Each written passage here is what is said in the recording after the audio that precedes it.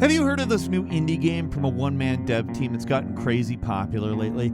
It absolutely blew up on streams. It's got over 50,000 reviews on Steam, and it's only been out a little more than a week. That's, for context, 5 times more than the recent Indiana Jones game After Months. Like, it's more than most games ever get. This thing is an absolute monster. And the game I'm talking about is, of course, Schedule 1. Named after the DEA classification for drugs of no currently accepted medical use, Schedule 1 is a drug-dealing game. That might sound like pure streamer bait. The types of games that get a lot of play on popular streamer channels, get a lot of attention, then disappear after a week. But Schedule 1's something different. It's got a funny premise, sure, but while it's definitely a drugs equals funny middle schooler would find it hilarious type game, it's not just some slapped-together joke. It's got a lot of real thought put into it. Hi folks, it's Falcon, and today on Gameranx, let's talk about Schedule 1. So, this game takes the basic idea that goes all the way back to Drug Wars, the game we all had on our TI-86 calculators back in the day,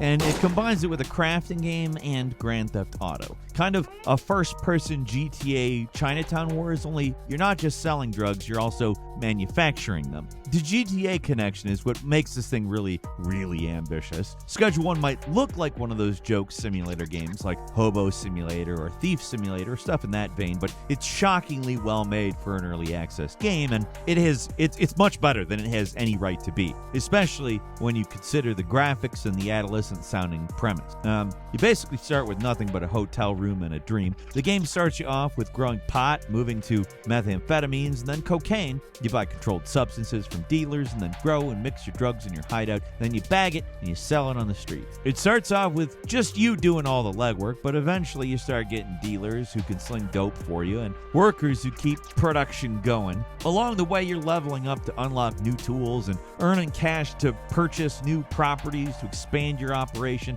and along with legitimate businesses, it can be used as an additional income stream. For the most part, it plays like a crafting survival game mixed with some GTA flavor. It could have been pretty boring in the wrong hands, but this game has some pretty clever ideas that make the entire gameplay loop remain engaging and fun right from the start and up through the late game where you're managing entire labs of flunkies doing your bidding. For one thing, there aren't many actual survival mechanics. You don't have to drink or eat or any of that. That's boring crap, and thankfully it's not here. All you have to worry about is making product and selling it. What could have been a dull process is also, it's made fun by making everything in the game very tactile. Most things are done by dragging around physical objects or tilting and dropping things. It's all very simple, but it feels pretty good to do. The game manages to make doing basic stuff like filling a pot and watering a plant fun in a way that most crafting games, well, are not that fun. Doing simple repetitive actions like bagging weed could have been very boring, but it's all very pleasantly hands-on.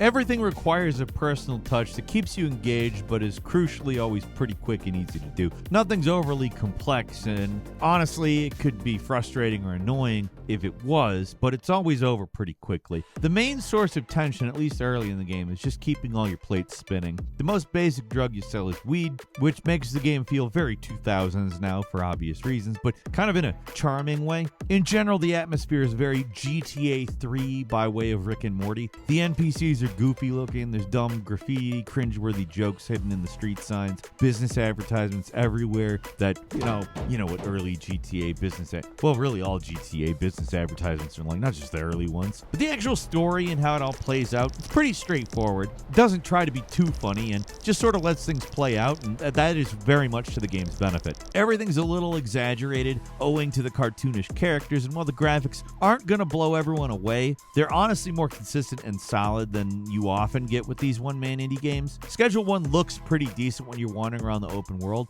Like, it's a lot better than it has any right to be clear. Getting back to the core gameplay loop, the tension comes from how you're always on a time limit. Each day only lasts so long, and there's a curfew that starts at 9 p.m., so you have that to worry about, and then you got buyers who want to meet you all over town who call you with what they want, and then you schedule a certain block of the day to meet them, so it's time limits on top of more time limits, and if you're quick, you get a cash bonus for fast deals. It can be a lot to keep track of. Kind of a If you take that previous mix of games I said, just sprinkle a tiny little bit of crazy taxi in there. When you order illicit materials from your special source, they drop off your stuff at dead drops scattered around town, and to pay them you have to leave cash at a different drop. There's cash money, which is how you get paid, but the most reputable businesses only accept cards, so you have to get that cash into your bank account. While there's curfew at 9 a.m., that doesn't mean you can't do anything at night. It just means you have to dodge the cops to do it. The game's got some pretty generous alert mechanics, so the police have to see you for a long time before they start chasing, but just knowing that you could possibly get busted, it adds a little tension to any nighttime activities. And then there's dealers who will sell drugs on their own to the clients that you assign to them. Take all that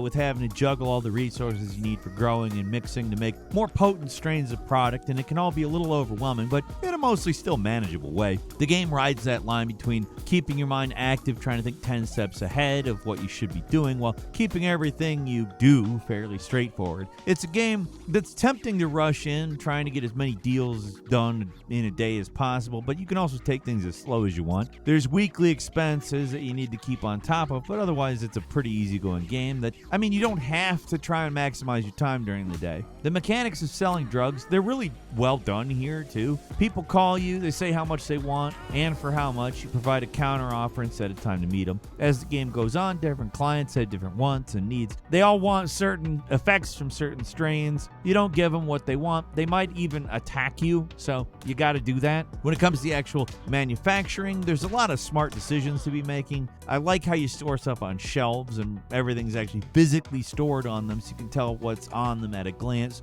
Most crafting games still rely on chests that you have to tediously cycle through to find all the stuff you want. So just being able to look at something and immediately know if you have what you need, that's such a simple and smart innovation, and I really like it. It being a drug dealing game, police are obviously going to be a problem, but this is another aspect that's surprisingly clever and well done. I love the strip search mechanic. It's very simple but deceptively dangerous. How it works is that when the police search you, they scan through your inventory and they'll bust you if they see anything illegal. You can hide any one item you click on, which makes it pretty easy to hide your drugs if you just got one, but if you have two and you keep them in the pockets, you're going to need to keep them in the pockets that are as far away from each other. Otherwise, it's going to be impossible to hide both from the cops. The Grand Theft Auto aspect comes into play here, and this part actually surprised me. The game lets you beat on anybody you want, but if an eyewitness catches you, they will call the police, who will jump into their police cars and come investigate. They'll just chase you normally, but if you resist, they'll whip out tasers and eventually switch to deadly force and shoot you with a gun if you fight back too hard, and they'll kill you if you're not careful. You do get weapons and firearms too, and while the arsenal's pretty limited, it is a lot of fun to go on an old-fashioned rampage through town. With melee weapons, you can knock people out and pick them up and throw them around like a rag doll, but guns actually will kill people, which could be a problem considering most of the people around town are your clients. Another impressive aspect of the game is the NPC scheduling. Every person in town is an individual character who wakes up in the morning, goes to work, and then goes home at night. It's pretty impressive. Like, at first, when I set up a deal with some guy in a back alley, I thought it was the wrong place, but no, the guy just had to physically walk over to the alley before the deal could happen. Might sound not that impressive in isolation, but you just don't see this sort of thing in indie games that much. Hell, you rarely see it in big budget games anymore. The amount of content isn't that much at the moment, but there's a lot more to do in this game than you'd think. There's cars to drive, you can buy a skateboard to ride around town, there's shops to buy clothes, you can get a haircut, wander around, pick up trash for cash. It's a small but dense map that shows a lot of promise even in early access. The skateboarding also actually physics-based. Holding forward makes you use one leg to speed up, but if you're not pressing anything, then you just move based on momentum. There aren't any tricks, making the skate park that's in the game pretty useless currently, but just getting around on the skateboard feels better than you'd think in a game like this. It's just one of many surprising things you'll find in Schedule 1. The entire gameplay loop is essentially here already, even if there aren't that many drugs to make yet. You can hire dealers and workers, build a super lab, get into shootouts with rival gangs. Everything that needs to be in the game is here. It's just that it needs more to flesh everything out. Schedule 1 is a game that is swinging way above its weight class, and let me reiterate, this game is by one guy, and that is amazing. If they manage to stick with it and keep the updates coming for, like 2 or so years of early access, this could really be something special. The art and overall graphic design make it pretty clear this is done by an amateur, but the actual game design is perfect, and it's surprisingly complete feeling and bug-free for a one-person game that's so early in development. The simplistic art and dumb humor feel just right for a game like this. The entire thing comes together to give this mid-2000s 13-year-old boy energy that's kind of cringy but also really endearing. It's a game that it's better than it has any right to be. The Steam reviews are not memeing. I mean, a lot of it is memeing, but the thing is, it's actually good. So what do you think? Leave us a comment, let us know. If you like this video, click like. If you're not subscribed, now's a great time to do so. We upload brand new videos every day of the week. Best way to see them first is, of course, a subscription, so click subscribe. Don't forget to enable notifications, and as always, we thank you very much for watching this video. I'm Falcon. You can follow me on Twitter and book me on Cameo at Falcon the Hero. We'll see you next time right here on Gameranx.